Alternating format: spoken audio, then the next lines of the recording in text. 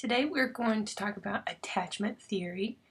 If you recognize the picture on the first slide, that is Linus from Peanuts in his security blanket, which is a form of an attachment, which we'll talk about in just a moment. Now that you've seen some examples of attachment, let's talk about the theory behind attachment theory. Baby rhesus monkeys were reared with terry cloth and wire mesh surrogate mothers, which you can see in the picture. The wire mesh mother had the bottle, while what researchers found were these baby monkeys clung to the terry cloth substitute and not to the wire mesh, which was surprising because the wire mesh had the food, but the monkeys would only go to the wire mesh to get food and then go right back to the terry cloth to be comforted and to love on the terry cloth substitute mother. Bowlby was famous for his research on attachment, which was focused on ethology. Ethology is the study of animal behavior. And what came out of Bowlby's research was the idea of the internal working model, which is a mental representation of all a person's relationships. It's their set of expectations about how they're going to relate to people and attach to various figures in their life.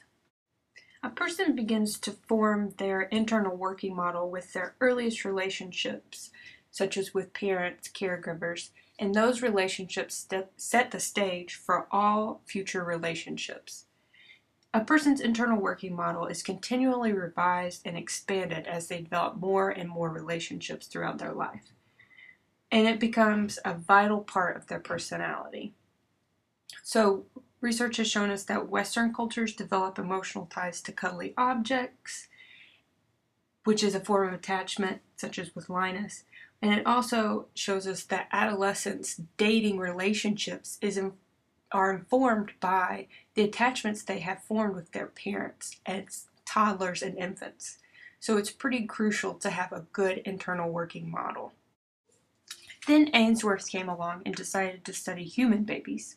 So she set up an experiment called the strange situation, which is basically having a parent and their child come into a room and then separate and see how the child deals with the separation, and sometimes introducing a stranger into that and how the child interacts with the stranger if the parent is there and is not there. From this strange situation, Ainsworth identified 4 categories of attachment, which are secure, avoidant, which is sometimes called anxious avoidant, resistant, or sometimes called anxious ambivalent, and disorganized or disoriented. Here you can see a description of each category and how each category is represented in the population. A secure attachment is represented with 65% of the population. With secure attachments in the strange situation, the parent is a secure base from which to explore. The child may show signs of missing the parent, but then when the parent returns, is positively greeted. The next category is avoidant. For these children in the strange situation, they explore their environment, but they don't show very much distress at separation and actively avoid their parent upon returning. So that's why it's called avoidant. The third category of attachment styles is resistant. These children fail to explore their environment. They are distressed when their parent leaves the room, but when their parent returns to the room, they show signs of anger and rejection, so they're not really sure how to act around their parent. The final attachment style from Ainsworth is the disorganized or disoriented. With these children, one minute they might be happy to see their parent, then the next minute they might not be happy, they might seem rejected or angry that the parent left. So they just don't have an organized attachment. It's all over the place. Secure attachments come from sensitive caregiving, good parenting, while resistant attachments come from overstimulating parenting, intrusive care, or inconsistent parenting. One minute they're in the child's face and the next minute they tell the child to go away, and it's inconsistent. Disorganized or disoriented attachment styles tend to come from maltreatment of a child, either physical abuse or neglect, or some kind of maltreatment.